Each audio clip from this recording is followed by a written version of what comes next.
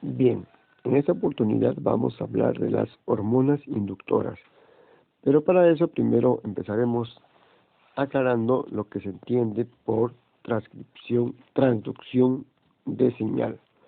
En realidad, a nivel celular, en la membrana plasmática se encuentran ubicados muchos receptores, que son proteínas, básicamente.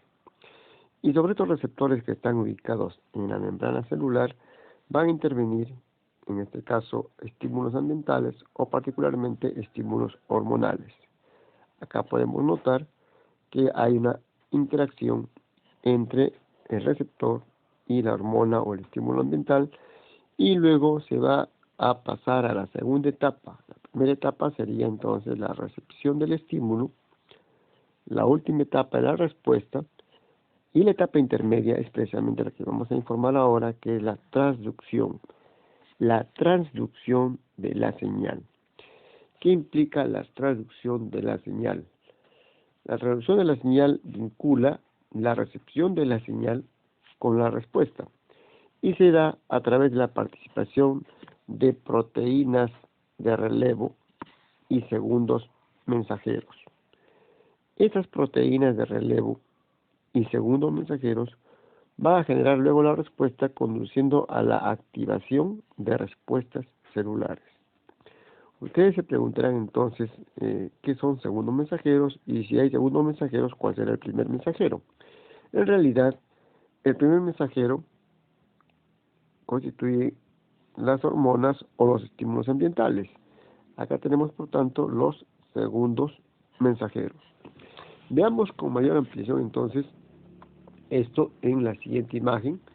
Vamos a verlo ahora nosotros en una imagen a continuación para poder notar con una mayor ampliación qué se entiende por transducción de señal. Veamos. Acá tenemos entonces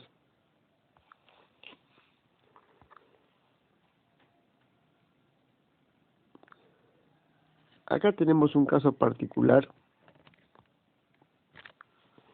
en el cual nivel de la pared de la membrana celular, a nivel de la membrana plasmática, hay un receptor que se va a activar por la luz. Este receptor proteico que se va a activar por la luz, en este caso particular, es un fitocromo, es un receptor celular. El estímulo en este caso es la luz. Puede ser un estímulo físico o un estímulo químico. Cuando es un estímulo químico, se va a denominar ligando. Luego va a interactuar entonces a este nivel el estímulo, que es en este caso particular la luz, con el receptor. Se va a activar un segundo mensajero. En este caso es el GMP cíclico. Luego, en esta etapa que es ya la transducción, este GMP cíclico va a actuar sobre una proteína quinasa y la va a específica, ¿no?, la cual va a ingresar a nivel del núcleo y va a causar una respuesta. En este caso particular, está actuando sobre otra proteína llamada factor de transcripción 1. Este factor de transcripción 1, estamos notando nosotros que está luego unido con una P. ¿Qué significa eso? Que en realidad las proteínas quinasas, como terminan en asas, ustedes sabrán, son enzimas. Y todas las quinasas son enzimas que fosforilan, es decir, enzimas que agregan un grupo fosfato.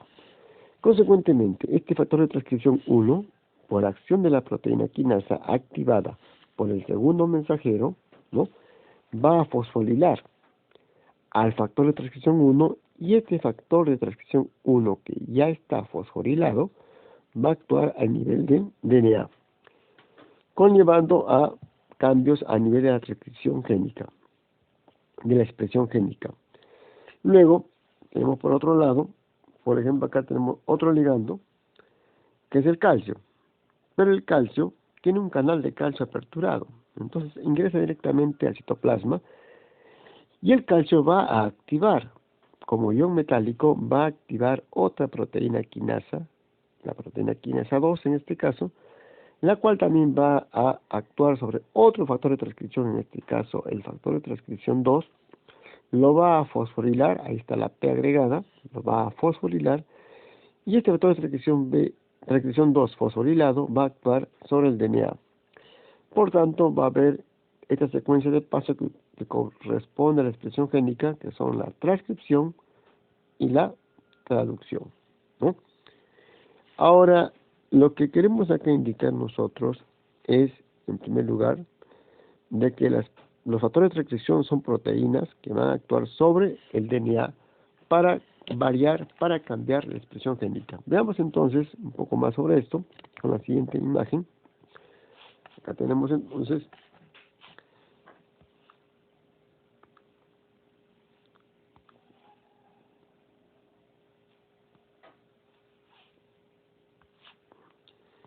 que para que ocurra la transcripción de señal, tiene que haber una recepción.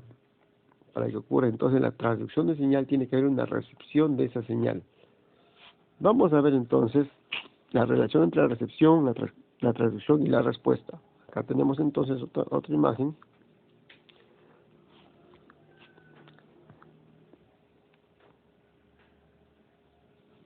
A ver, vamos a ver. Vamos a volver a incorporar. Acá tenemos entonces las imágenes. Tenemos los receptores. Acá está. Los receptores, en este caso los receptores van a detectar señales internas y externas. Estos receptores son básicamente proteínas que están ubicados a nivel de la membrana celular. Los segundos mensajeros, que son intermediarios, van a transferir y amplificar, esto es muy importante, amplificar, o sea, aumentar la señal que ha sido captada a través de los receptores a proteínas que causan respuestas.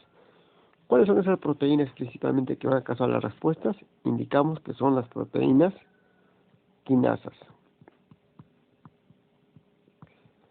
La proteína quinasa, ¿qué van a hacer? Van a agregar un grupo fosfato a una molécula.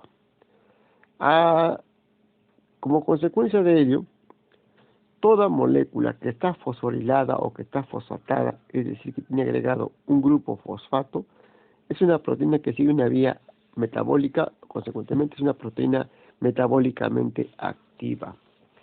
Y luego, ¿qué pasa a nivel de la respuesta? Veamos en la siguiente imagen. A nivel de la respuesta, de modo siguiente, entonces, la vía de traducción de señal conduce a la regulación de una o más actividades celulares. En la mayoría de los casos, estas respuestas a la estimulación involucran actividad incrementada de enzimas. Esto puede ocurrir por regulación transcripcional, es decir, llevando a la producción de proteínas o polipéptidos, o modificación post-traduccional, es decir, una vez que se han formado las proteínas o los polipéptidos, puede ser modificado y consecuentemente se denomina modificación post-traduccional. Veamos a continuación un poco más sobre esto. Acá tenemos entonces la regulación transcripcional, en la cual, como vimos en el esquema anterior, ¿no?, hay factores específicos de transcripción, que son proteínas, ¿no? En este caso vimos en el gráfico que estaban fosforiladas, las que se unen directamente a regiones específicas del DNA y controlan la transcripción de genes, es decir, la expresión génica. Los factores positivos de transcripción son proteínas que incrementan la transcripción de genes específicos, mientras los factores de transcripción negativo también son proteínas, pero que disminuyen o inhiben o silencian la transcripción de genes específicos. Entonces, esto corresponde a la regulación transcripcional. ¿Y qué correspondería a las modificaciones post-traduccionales? Es decir, las modificaciones después de que se ha formado la proteína o que se ha formado el péptido. Acá lo tenemos en este siguiente esquema, en este siguiente gráfico. Acá tenemos entonces las modificaciones post-traduccionales. Estas modificaciones post-traduccionales de proteínas o de péptidos formados implican la modificación de proteínas existentes en respuesta a la señal. Esta modificación frecuentemente involucra la fosforilación de aminoácidos específicos, ¿no? Ya sabemos que la fosforilación de proteínas en general conlleva a que estas proteínas se vuelvan metabólicamente activas. Y no solamente las proteínas, cualquier molécula que se fosforila, por ejemplo la glucosa, cuando se fosforila también va a entrar en una vía metabólica. La glucosa no fosforilada no ingresa en ninguna vía metabólica. Entonces es muy importante la fosforilación como el requisito para que una molécula siga una vía metabólica. Bueno, con esta introducción entonces vamos a empezar ahora a hablar ya de las hormonas y tenemos lo siguiente. Acá está este gráfico. Acá tenemos entonces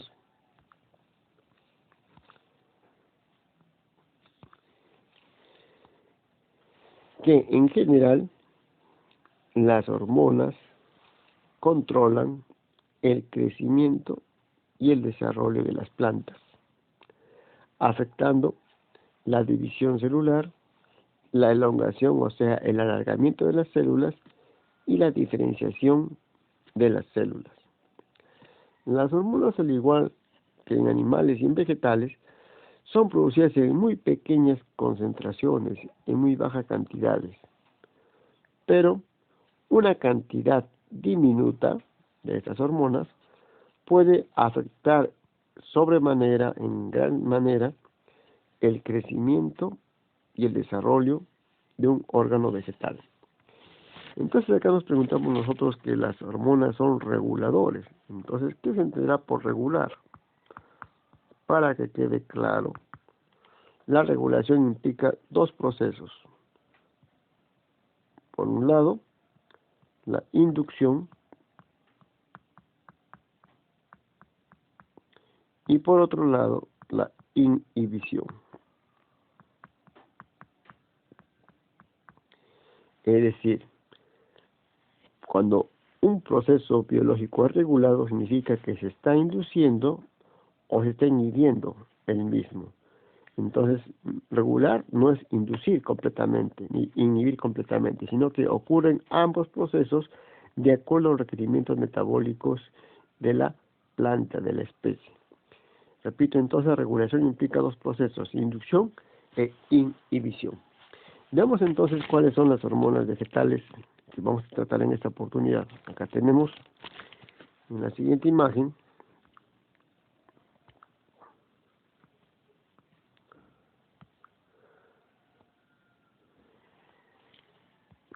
en general se considera como hormonas las más ampliamente conocidas 5. ¿Cuáles son esas 5 hormonas? Tenemos 3 y acá tenemos 2. Las 3 primeras, que son las auxinas, las citoquininas y las giberelinas, son consideradas hormonas inductoras u hormonas inhibidoras. Las dos últimas, el ácido abscísico y el etileno, son consideradas hormonas inhibidoras. Repito, auxinas, citoquininas y giberelinas son consideradas hormonas inductoras o activadoras. El ácido abscísico y el etileno son consideradas hormonas inhibidoras. Hoy ya vamos a hablar de las hormonas inductoras o activadoras. Y ustedes se preguntarán, pero acá faltan los balancinosteroides. Bueno, en general los balancinosteroides los vamos a ver en el grupo de las hormonas eclécticas, es decir, aquellas hormonas que tienen características tanto de inductoras como de inhibidoras. En el caso de la auxina, acá tenemos nosotros el lugar donde se produce en la planta y sus principales funciones. Solamente mencionaré algunas que son, por ejemplo, para el caso de las auxinas, ¿no?, que donde son producidas o halladas en la planta, en los meristemos apicales del tallo y en las hojas jóvenes, que son los sitios primarios de la síntesis de auxinas. ¿Cuál es su función principal? Por ejemplo, en este caso, estimulan la elongación del tallo, o sea, el alargamiento del tallo, únicamente en bajas concentraciones. Ustedes se preguntarán, ¿pero por qué? Porque no nos olvidemos que por la autorregulación propia de los seres vivos, un compuesto químico en una concentración puede ser inductor, pero en otra concentración ya puede ser inhibidor. También las auxinas promueven la formación de raíces adventicias laterales, regulan el desarrollo de los frutos, incrementan la dominancia apical, o sea, del ápice, funciona en el fototropismo y el gravitropismo, promueve la diferenciación vascular y retarda la abscisión foliar, es decir, la caída fisiológica de las hojas. ¿Qué podemos también mencionar entonces en cuanto a la producción de las auxinas? Que también se encuentran en el sentido que los meristemos apicales de la raíz también producen auxina, aunque la raíz depende del tallo para el caso de sus auxinas. Las semillas en desarrollo y los frutos contienen altos niveles de auxina, pero no está claro si ellas son recientemente sintetizadas o son transportadas de los tejidos maternos. En cuanto a las citoquininas, estas citoquininas son sintetizadas primariamente en las raíces y transportadas a otros órganos, aunque hay sitios menores de producción también en la planta. Las funciones principales de las citoquininas son que regulan la división celular en los tallos y en las raíces, modifican la dominancia apical y promueven el crecimiento lateral de las yemas o de los brotes, promueven el movimiento de nutrientes hacia los tejidos sumidero, estimulan la germinación de semillas y retrasan la senescencia foliar, es decir, la caída fisiológica de las hojas. Por último, ¿dónde se producen las giberelinas? Se producen en los meristemos de las yemas apicales y en las raíces, en las hojas jóvenes y en las semillas en desarrollo. ¿Y cuáles son las funciones principales de las giberelinas? Estimulan la elongación del tallo, el desarrollo del polen, el crecimiento del tubo polínico, el crecimiento del fruto y el desarrollo y germinación de las semillas. Regula la determinación del sexo y la transición de la fase juvenil a la fase adulta. Entonces, estas son básicamente los sitios de producción de las hormonas vegetales inductoras o activadoras y sus funciones. Acá tenemos otro cuadro, ya también en castellano, para que también se pueda ampliar lo que hemos estado comentando, donde repetimos nosotros. Acá están únicamente ya las 5 hormonas, donde hemos indicado que las 3 primeras son hormonas inductoras o activadoras y las 2 últimas son hormonas represoras u hormonas inhibidoras, ¿no? Bien, ahora veremos rápidamente con relación a las enzimas en forma particular. Tenemos acá entonces nosotros, para el caso particular de las auxinas. Las hormonas auxinas tienen ese nombre debido a que promueven la elongación, o sea, el estiramiento, el alargamiento de los coleópteros, los primeros tallos que se forman en la germinación, ¿no? El ácido indolacético es una auxina común en las plantas, ¿no? Y su abreviatura básicamente es IAA. Las proteínas transportadoras de auxinas mueven, o sea, transportan la hormona desde el extremo basal, o sea, inferior de una célula, hacia el extremo apical de la célula vecina, de la célula próxima. Veamos ahora de qué manera va a darse el efecto precisamente para la elongación celular de las auxinas. Acá tenemos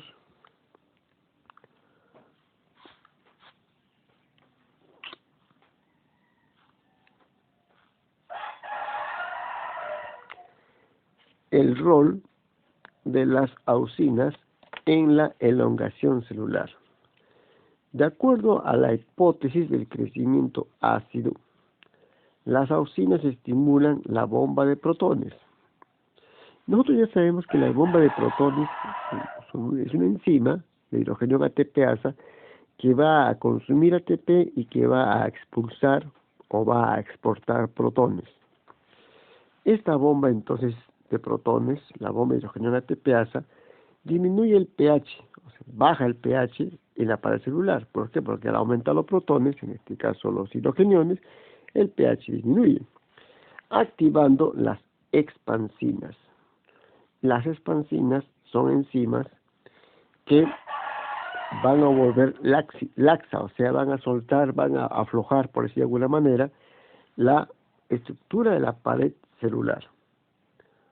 Con esta celulosa que está fragmentada momentáneamente, la pared va a estar laxa y consecuentemente la célula se puede estirar, la célula se puede elongar. Veamos en el siguiente gráfico esta explicación para poderlo entender mejor. Acá tenemos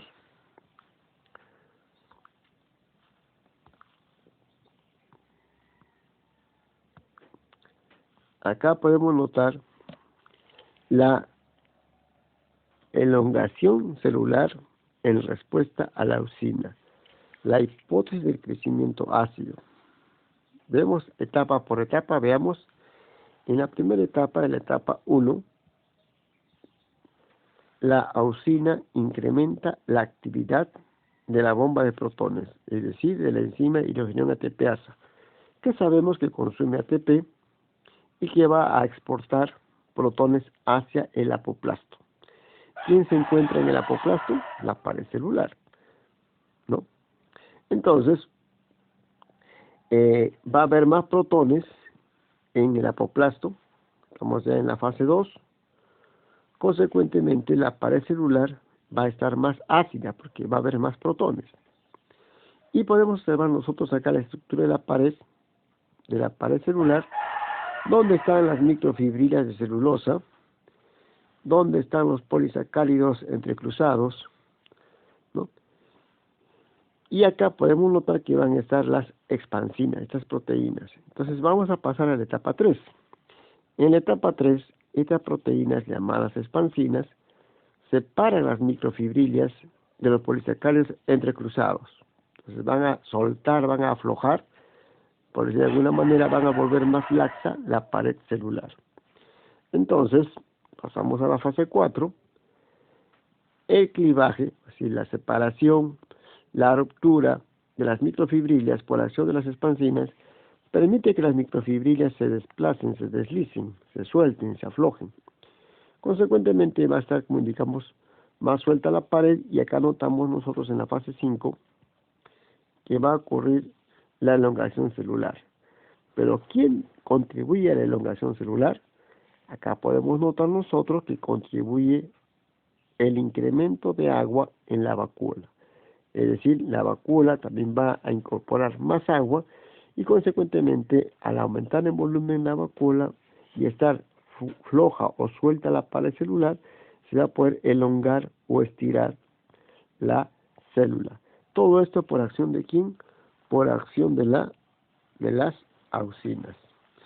Muy bien, vamos a ver ahora nosotros otras hormonas. En este caso vamos a hablar ya de las citoquininas. Pasamos a lo siguiente. Acá tenemos las citoquininas.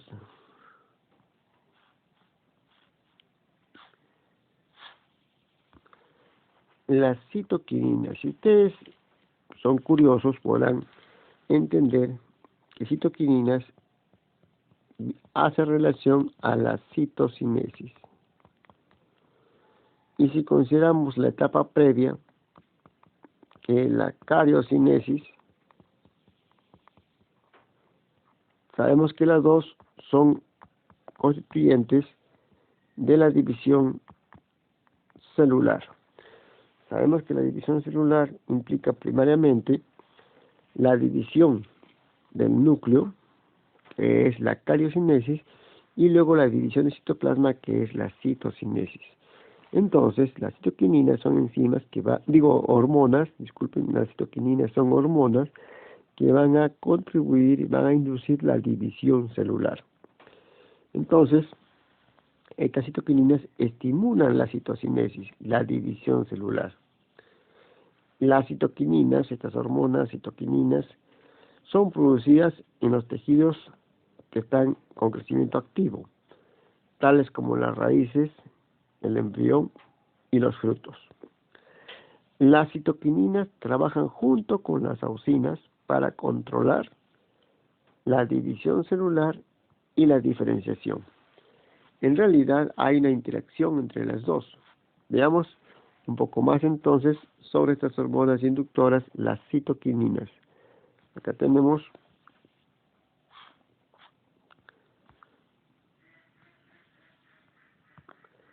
las citoquininas. Entonces van a participar con relación al control de la dominancia apical. Las citoquininas, las auxinas y otros factores interactúan en el control de la dominancia apical, es decir, la capacidad de una yema terminal para suprimir el desarrollo de yemas laterales o axilares. Si la yema terminal es removida, cortada, las plantas van a tener un aspecto arrosetado. También las citoquininas tienen efectos anti-envejecimiento. Las citoquininas retardan el envejecimiento de algunos órganos de la planta, inhibiendo las proteínas de degradación, estimulando el RNA y la síntesis de proteínas y movilizando nutrientes de los tejidos circundantes. En realidad, se denomina que tiene efectos anti-envejecimiento porque no hay que olvidarse que cuando una célula envejece, cuando deja de dividirse, ¿y qué hacen las citoquininas? Inducen división celular. Consecuentemente, por acción de las citoquininas siempre va a ocurrir división celular. Consecuentemente, mientras las células se siguen dividiendo, no van a envejecer. O dicho de otra manera, cuando las células dejan de dividirse, comienza el envejecimiento celular. Vemos ahora en este gráfico a continuación la interacción precisamente entre auxinas y citoquininas. Acá tenemos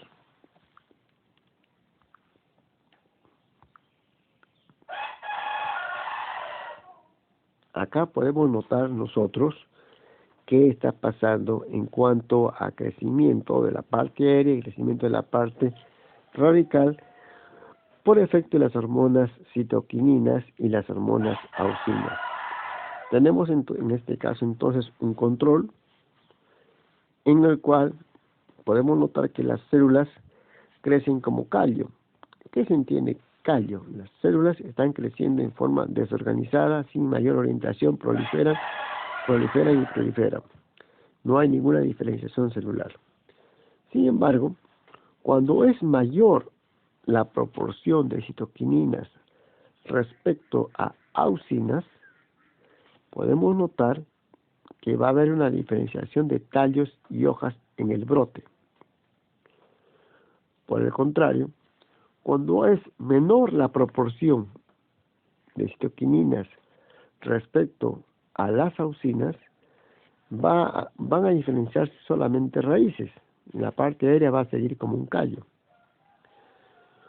Cuando hay una cantidad intermedia de citoquininas y una cantidad baja de ácido indolacético, sencillamente solamente va a ocurrir la división celular y consecuentemente todo va a crecer como un callo, como una masa sin ninguna diferenciación celular. ¿Y qué notamos cuando hay una proporción intermedia de citoquininas y ácido indolacético?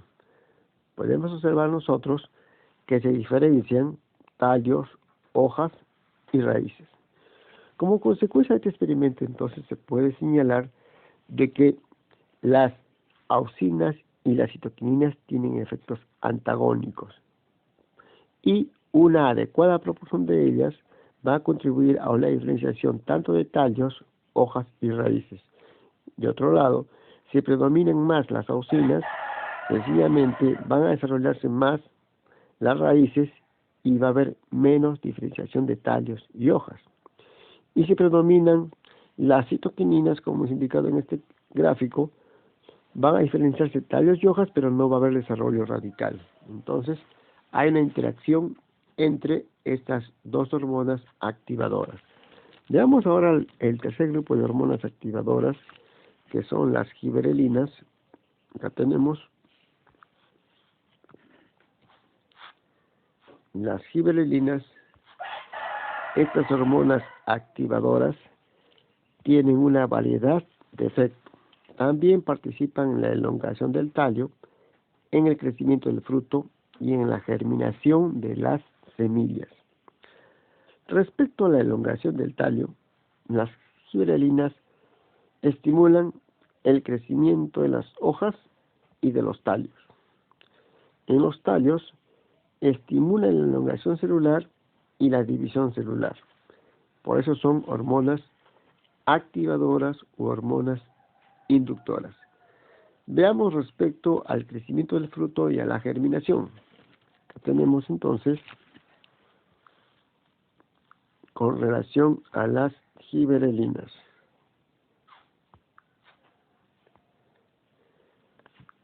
En muchas plantas, tanto las auxinas y las giberelinas deben estar presentes para que se establezca, para que se forme el fruto. En cuanto a la germinación, también algo importante, las giberelinas son usadas para rociar, en este caso uvas, y producir frutos sin semillas. Es muy importante, en muchas especies vegetales se aplican giberelinas sintéticas para producir frutos sin que haya ocurrido la germinación. Precisamente por acción de ¿quién? Por acción de las giberelinas. En cuanto a la germinación, después que el agua es imbibida, es decir, incorporada a la semilla, la liberación de giberelinas desde el embrión indica a las semillas a que germinen. Entonces acá está participando las giberelinas.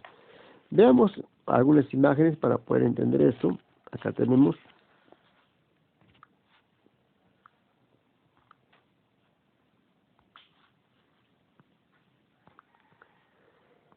acá podemos observar los efectos de las giberelinas sobre la elongación del tallo, en este caso, y el crecimiento de frutos en el segundo caso. En el caso A, vemos una planta control sin aplicación de giberelinas y una planta tratada en la cual se ha aplicado giberelinas y se puede observar de que se ha inducido el crecimiento del tallo precisamente por estas hormonas. Y en el caso B, podemos ver un crecimiento del fruto inducido por giberelinas. En este caso uvas, las uvas de la derecha son más grandes que las uvas de la izquierda porque se añadió giberelinas y esto tiene repercusiones comerciales y para la producción vegetal. Veamos ahora en relación a la germinación que hacen las giberelinas. Tenemos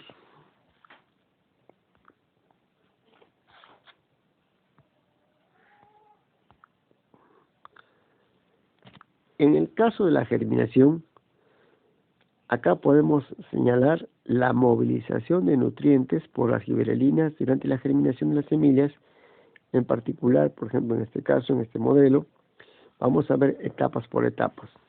En la etapa 1, las giberelinas envían señales a la aleurona, esa capa de células que tiene componentes de reserva. Acá está el endospermo y las capas de células de aleurona. Ocurre la inhibición por ingreso del agua. Acá está el escutelo, es decir, el cotiledón. En la etapa 2, la aleurona, esas células, esa capa de células, secreta una enzima, la alfa-amilasa y otras enzimas. La alfa-amilasa va a actuar sobre la reserva, en este caso degradando el almidón, ¿no? Y va a comenzar a iniciarse luego la formación, la progresión de la radícula. En la etapa 3, los glúcidos, los azúcares y otros nutrientes son consumidos, porque es la reserva de la semilla, para la elongación del coleóptero y para la formación y elongación de la radícula. Entonces, quienes empezaron este proceso son básicamente las gibberelinas. Sin embargo, cuando veamos en mayor detalle, en otras clases veremos también que participan las especies reactivas de oxígeno, las ROS, y también veremos que hay un cambio en el estado oxidativo para que ocurra la germinación. Bueno, eso será el tema de otras clases, por lo pronto quedamos en esto y damos entonces por concluida la sesión.